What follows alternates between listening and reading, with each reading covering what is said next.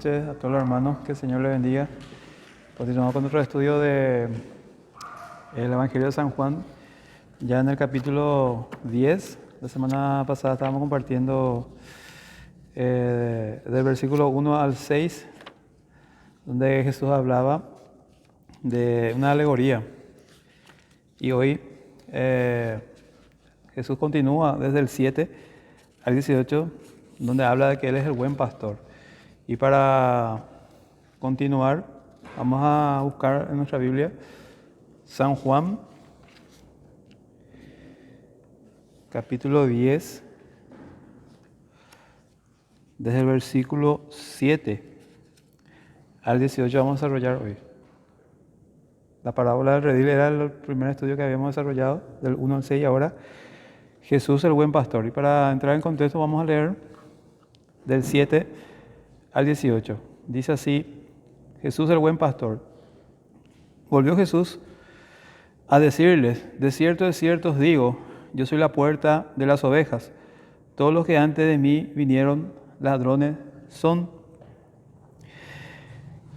y salteadores, pero no los oyeron las ovejas. Yo soy la puerta.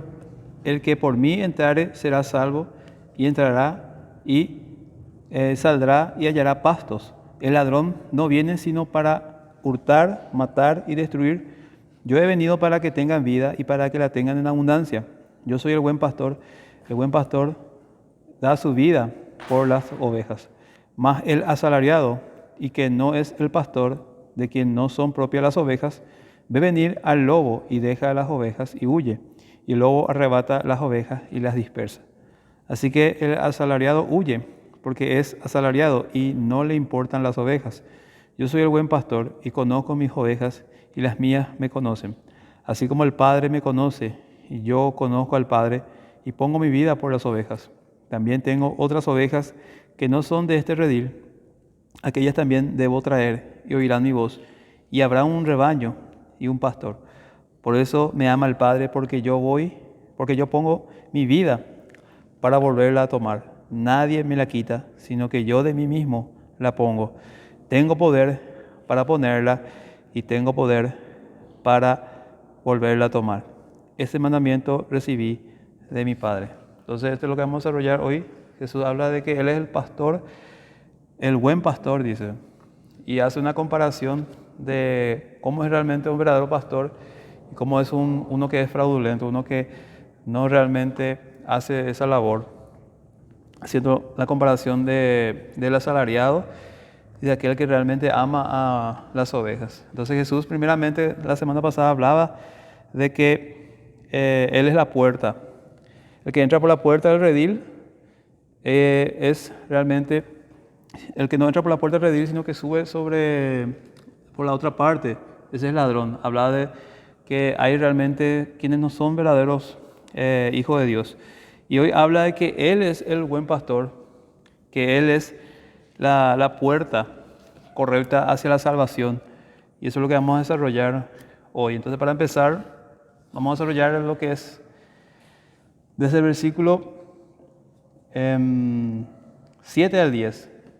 Volvió pues Jesús a decirle: de cierto os digo, yo soy la puerta de las ovejas. Todos los que antes de mí vinieron ladrones son y salteadores, pero no los oyeron las ovejas.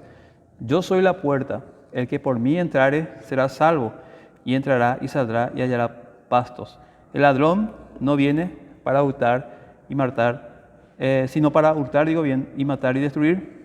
Yo he venido para que tengan vida y para que la tengan en abundancia. Entonces, la primera parte del estudio, Jesús habla que Él es la puerta, Él habla que es el verdadero camino, pero que también hay quienes no son verdaderos pastores, que son fraudulentos, que son realmente personas que se acercan con malas intenciones. Y Él se estaba refiriendo justamente a los religiosos, porque sabemos que los fariseos tuvieron su inicio antes de que Jesús naciera, en la época donde los 400 años donde Dios había dejado de hablar, y tuvieron una buena intención, que era volver al pueblo de Dios al camino verdadero de seguir los mandamientos de Dios, de adorar al Dios verdadero, pero paulatinamente ellos fueron cambiando las leyes de Dios por sus propias leyes, por sus propias tradiciones, y dejaron ya de hacer las cosas de manera correcta. Y a eso es lo que Jesús está refiriendo en esta parte, ¿verdad? De los asalariados, los que realmente ya empezaban a hacer las cosas con malas intenciones. Dice acá el estudio, aquí Jesús cambió ligeramente la metáfora. En la primera alegoría Él era el pastor, aquí Él es la puerta de las ovejas. Él es la puerta a través de la cual las ovejas entran a la seguridad del redil divino y salen a pastos ricos de su bendición. Todos los que antes de mí vinieron, ladrones son y salteadores. Por supuesto, no incluye a los verdaderos líderes espirituales de Israel, tales como Moisés, Josué, David, Salomón, Esdras, Nehemías, Isaías y Jeremías, Ezequiel y Daniel, entre otros. Jesús se refería a los falsos pastores de Israel, sus reyes impíos, sus sacerdotes corruptos, sus falsos profetas y sus falsos mesías. Sin embargo, las ovejas verdaderas no las oyeron, no le prestan atención y no se extraviaron por ellos.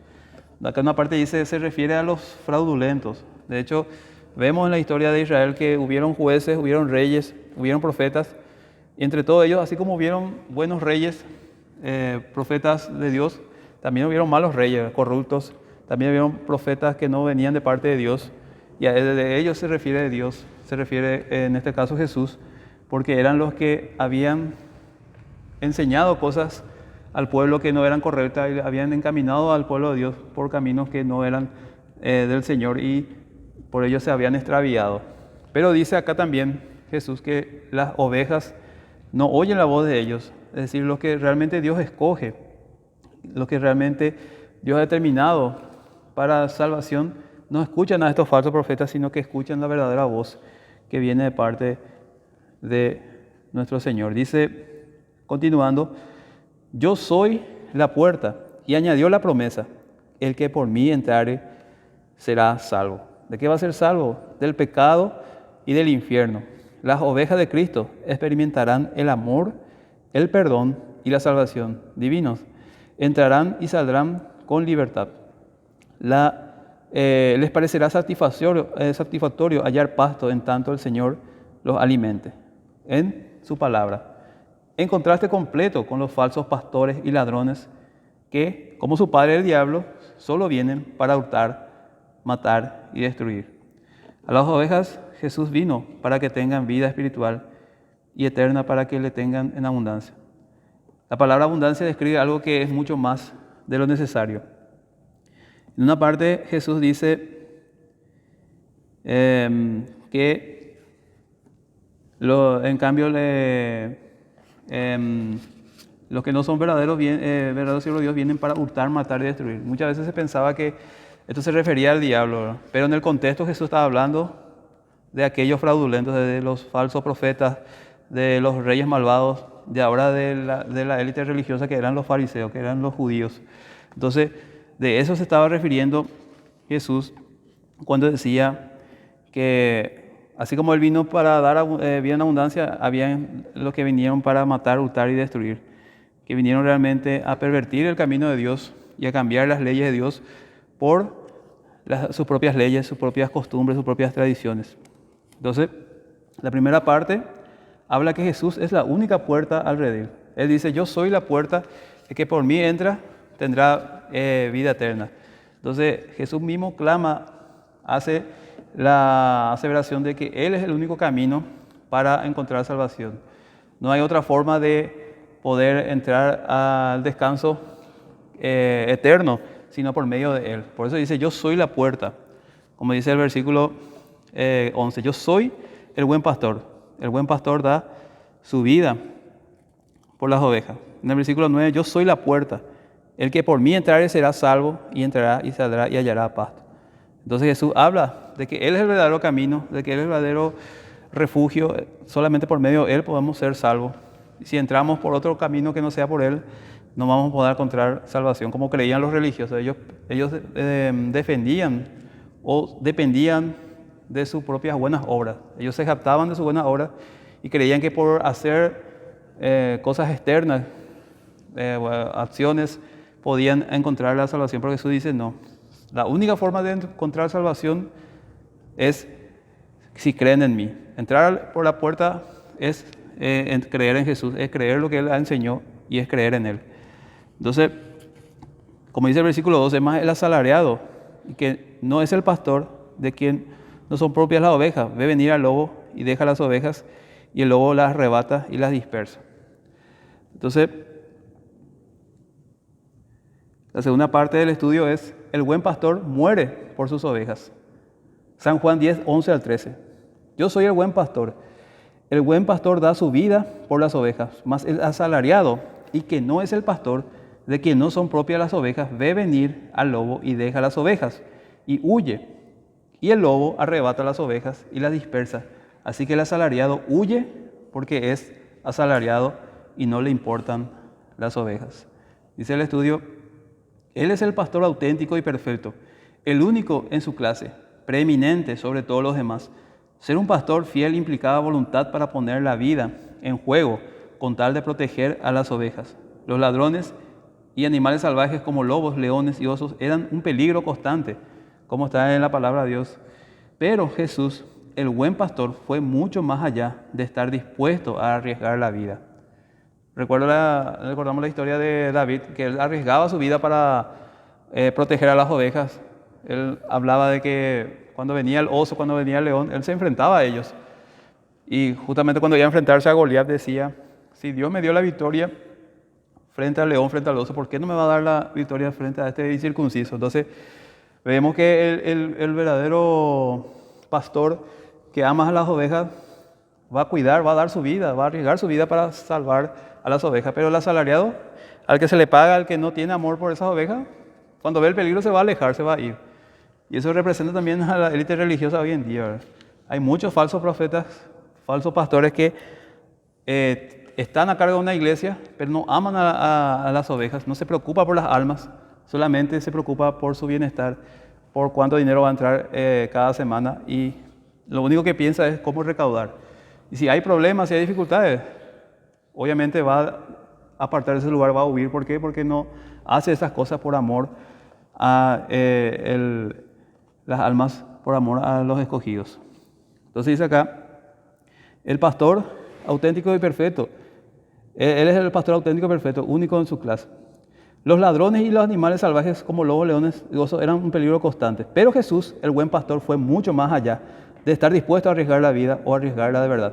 En realidad su vida Él la dio por sus ovejas. Jesús dio su vida por sus ovejas porque eran las escogidas para ser parte de su rebaño. La preposición por se usa con frecuencia en el Nuevo Testamento para referirse a la expiación sustitutiva que Cristo hace por los escogidos. Entonces, ¿por qué dice acá en el versículo 11: yo soy el buen pastor? El buen pastor da su vida por las ovejas. Y acá Jesús hace una aclaración de que Él muere o Él va a dar su vida ¿por quién? Por los que son escogidos. Siempre se dice que Jesús en realidad murió por toda la humanidad, pero a través de la palabra entendemos que Él realmente murió por todos aquellos que han sido escogidos. Ciertamente Él da una invitación a todo el mundo a venir al camino de Dios, pero solo aquellos aquellos que han sido escogidos son el causante de lo que Dios hizo en la cruz. Es decir, la salvación es para todos aquellos a quien Dios ha escogido de antemano, predestinó para salvación. Por eso dice mis ovejas. Yo doy no dice doy mi vida por el mundo, doy mi vida por mis ovejas. Entonces, hay una aclaración acá de que realmente es algo exclusiva para aquellos que Dios ha escogido. Entonces Jesús dio su vida por sus ovejas porque eran las escogidas para ser parte de su rebaño. La preposición por se usa con frecuencia en el Nuevo Testamento para referirse a la expiación sustitutiva de Cristo por los elegidos. En oposición al buen pastor, quien da su vida por las ovejas, está, digo bien, el asalariado, como el portero en el versículo 3 de San Juan 10. Y que no es el pastor, de quien no son propias las ovejas, quien ve venir el lobo y deja las ovejas y huye, y el lobo arrebata las ovejas y las dispersa. El asalariado simboliza a los líderes religiosos judíos y por extensión a todos los pastores falsos. Son siempre mercenarios, no ministran por amor a las almas de los hombres, ni siquiera por amor a la verdad, sino por dinero. Vamos a buscar Primera de Pedro 5:2. Ahí habla Pedro de los que son asalariados, de los que son mercaderes. Primera de Pedro,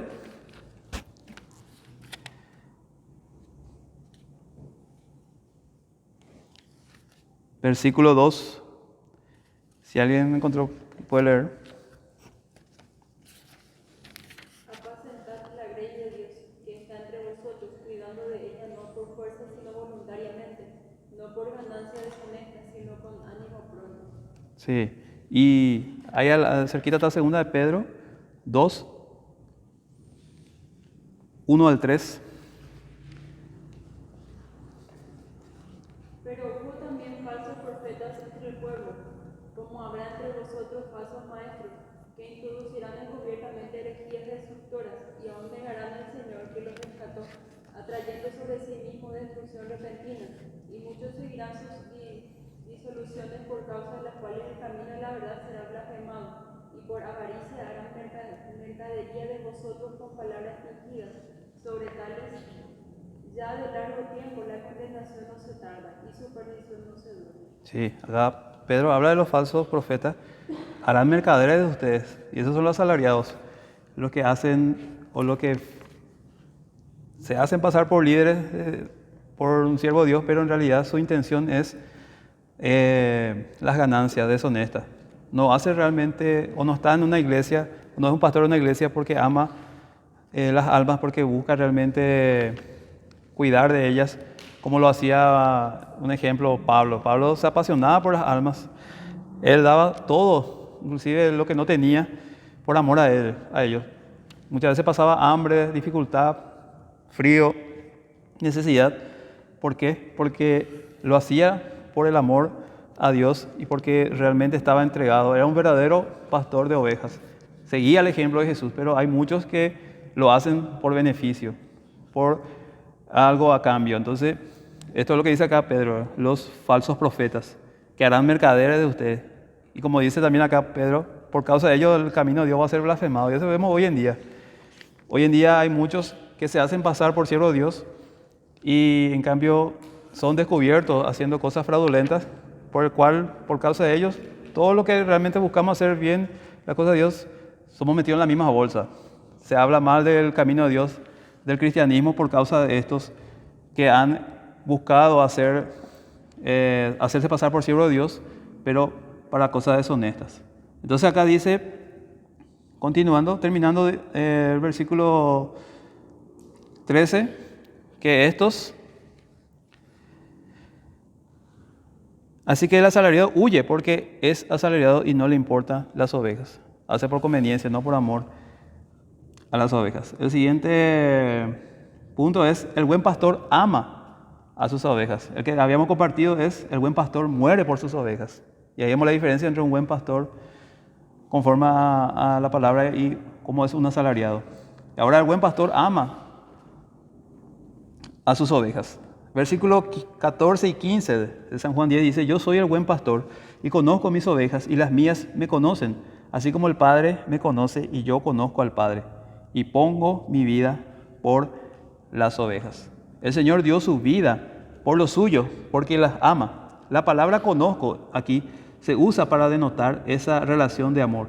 En Génesis 4:1, por ejemplo, el término conocer describe la relación de amor íntimo entre el esposo y la esposa.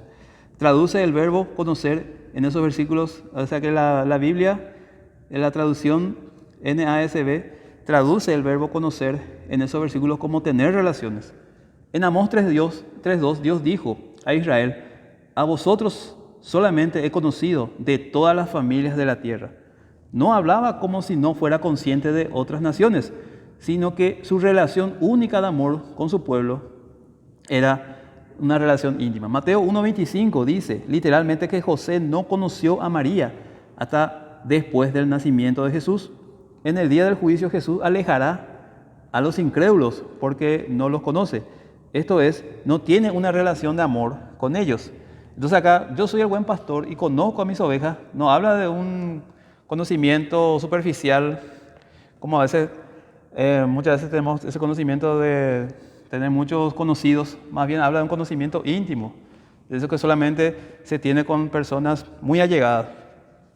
En el caso del matrimonio, cuando se llega a esa intimidad, a eso que solamente se da entre el esposo y la esposa. Entonces, eso es lo que habla acá, una intimidad de algo muy profundo, ese conocimiento. Entonces dice, yo soy el buen pastor y conozco a mis ovejas. Es decir, las ovejas, los verdaderos siervos de Dios, los verdaderos hijos de Dios son aquellos que tienen una relación íntima con Dios, que buscan en oración, en meditar la palabra a Dios, que tienen ese vínculo con Dios. No es como lo que dice Jesús, esos que me honran con su boca, pero su corazón está lejos de mí. El verdadero hijo de Dios está cerca del corazón de Dios, a través de la oración, a través de la palabra, a través de congregarse en una iglesia, de servir a Dios. Entonces, esos son lo que muestran realmente una relación íntima de conocer a Dios. Y eso es lo que dice acá Jesús. Yo soy el buen pastor y conozco mis ovejas, y las mías me conocen. O sea, el verdadero hijo de Dios conoce a su Padre, busca de Dios, tiene una intimidad con Él. Y acá dice, yo conozco al Padre, hablando también de una relación íntima que tiene el Padre con Jesús, es la que también Jesús quiere que nosotros tengamos con Él, ¿verdad? Los hijos, tener una relación íntima con Dios. Y pongo mi vida por las ovejas. Entonces dice acá que Dios nos conoce, que Él conoce al Padre, hay una relación entre ellos profunda y que busca también Dios que nosotros tengamos esa relación profunda con Él. Por eso en Santiago dice que el Espíritu de Dios nos anhela celosamente, dice. Busca realmente tener una intimidad con nosotros, pero muchas veces nos alejamos de Dios, nos preocupamos más de nuestros quehaceres, de otras cuestiones, y dejamos de lado lo más importante. Y dice que el Espíritu de Dios nos anhela celosamente, nos espera, y lo que busca es que realmente le demos esa importancia. De hecho, en Colosenses 3 habla de que cualquier cosa que esté por encima de Dios, o que coloquemos por encima de Dios en importancia y prioridad, es idolatría. Entonces tenemos que darle esa importancia a Dios, de buscar esa intimidad, porque si no, va a ser como dice Mateo 7:23, va a llegar el día que estemos delante de Él y Él va a decirnos, apártese de mí, hacedor del mal, no los conozco. Entonces tenemos que realmente acercarnos a Dios, demostrar que somos verdaderos hijos. Dice el siguiente punto, el buen pastor une a sus ovejas. Versículo 16, también tengo otras ovejas que no son de este redil, a aquellas también debo traer, y oirán mi voz, y habrá un rebaño y un pastor. Las otras ovejas, en perspectiva aquí, son los gentiles, quienes no son del redil de Israel. Ellos también oirán la voz de Jesús llamándolos a la salvación, como está en Isaías 42, 49 y Romanos 1:16. Y los judíos y los gentiles redimidos se harán un rebaño con un pastor. Sugerir que los judíos y los gentiles se unieran en un rebaño era un concepto revolucionario en aquel entonces, porque los israelitas siempre pensaban que la salvación era solo para ellos. Pero ya en el Antiguo Testamento, Dios a través de su profeta había dado una revelación, una promesa de que más adelante también a los que no eran suyos, a los que eran los gentiles, también serían llamados su pueblo. Y escribió Pablo en Efesios 2, 11 al 16 esto: por tanto, acordaos de que en otro tiempo vosotros los gentiles en cuanto a la carne eras llamados incircuncisión por la llamada circuncisión hecha con mano en la carne. En aquel tiempo estabais sin Cristo, alejados de la ciudadanía de Israel y ajenos a los pactos de la promesa, sin esperanza y sin Dios en el mundo. Pero ahora en Cristo Jesús vosotros, que en otro tiempo estabais lejos, habéis sido hechos cercanos por la sangre de Cristo. Porque Él es nuestra paz, que de ambos pueblos hizo uno, derribando la pared intermedia de separación y aboliendo en su carne las enemistades de la ley y de los mandamientos, expresados en las ordenanzas, para crear en sí mismo de los dos un solo y un nuevo hombre, haciendo la paz, y mediante la cruz reconciliar con Dios a ambos en un solo cuerpo, matando en ella las enemistades. La unidad entre judíos y gentiles define a la iglesia, porque ambos son ovejas que pertenecen al mismo pastor. Y eso es lo que decía Jesús. También tengo otras ovejas, se refería a nosotros, que no son de este redil, que no eran del pueblo judío, que eran todas las naciones que no eran de Israel. Aquellas también debo traer y oirán mi voz. Lo que Jesús decía sonaba como algo revolucionario, pero era una promesa que estaba ya en el Antiguo Testamento, no era algo nuevo. Y para terminar, el último dice, un ministerio marcado por la conformidad con el Padre. Versículos 17 y 18. Por eso me ama el Padre, porque yo pongo mi vida para volverla a tomar. Nadie me la quita, sino que yo de mí mismo la pongo. Tengo poder para ponerla y tengo poder para volverla a tomar. Este mandamiento recibí de mi Padre. Dos actitudes definen la relación del Cristo encarnado con el Padre: amor y obediencia. Las dos están ligadas de modo inseparable, pues es imposible amar a Dios sin obedecerle. El Padre ama al Hijo porque pone su vida por las ovejas, por todos aquellos a quienes el Padre escogió en el pasado eterno y los escogió y los entregó, digo bien, al Hijo a su tiempo. El Hijo demostró su amor por el Padre, haciéndose obediente hasta la muerte y muerte de la cruz, como está en Filipenses 2:8. Lo hizo voluntariamente, nadie le quitó su vida, sino que Él la puso en sí mismo. Jesús, en su juicio, le dijo a Pilato, el cual ordenaría su ejecución: ninguna autoridad tendrías contra mí si no te la fuese dada desde arriba. Por tanto, el que a ti me ha entregado, mayor pecado tiene. La declaración del Señor repitió 2 veces que volvería a tomar su vida, apunta a su resurrección, que es la demostración final de su carácter mesiánico y deidad. Cristo, con todo lo que hacía, ejercía su autoridad para poner su vida y volverla a tomar en conformidad voluntaria y obediencia amorosa al mandamiento que recibió del Padre. Él, por el poder de su resurrección, levantará a todo rebaño para la gloria eterna. Entonces, por eso me ama el Padre, porque yo pongo mi vida para volver a tomar. Nadie me la quita. Es decir, Jesús dio su vida voluntariamente. Él no fue forzado. Es algo que todos estuvieron de acuerdo, porque siempre la Trinidad está de acuerdo en todo. Por más que el Padre entrega a su Hijo, Jesús voluntariamente también da su vida. Y Él dice, nadie me quita la vida, sino que yo de mí mismo la pongo. Tengo poder para ponerla y tengo poder para volverla a formar. Este mandamiento recibí de mi Padre. Perdón. Entonces, terminando acá, habla Jesús de que Él da su vida por sus ovejas. Y un verdadero siervo de Dios, un verdadero pastor, va a cuidar al rebaño, va a amar a su rebaño y va a estar dispuesto a dar su vida por su rebaño, por las almas. Pero el asalariado dice que cuando ve el peligro se aleja, se aparta. Mientras pueda, va a sacarle fruto, beneficio al camino de Dios. Pero si hay un problema, si todo se complica, va a huir, va a escapar. Entonces, es realmente importante que nosotros como hijos de Dios también estemos en una iglesia donde se ame la palabra de Dios, donde veamos que el pastor ama el servicio a Dios y que no lo hace solamente por beneficio. Y eso es lo que Jesús habla aquí. Yo soy el buen pastor, yo soy el que ama a las ovejas y doy mi vida por ellas. Y habla también acá de una obediencia y un amor que nosotros también tenemos que reflejar. Y también dice Jesús acá que conoce a sus ovejas. Entonces nosotros como hijos de Dios debemos buscar esa intimidad con Dios, de conocerle, de buscar, meditar en su palabra, estudiar su palabra, orar de cada día, como dice Pedro, buscar la santidad, ser santo porque Dios es santo. Entonces, esto es lo que enseña hoy Jesús acá, donde dice que Él es el buen pastor. Y así terminamos nuestro estudio hoy para estudiar lo que fue Jesús el buen pastor. Entonces, finalizamos esta noche. Que el Señor les bendiga.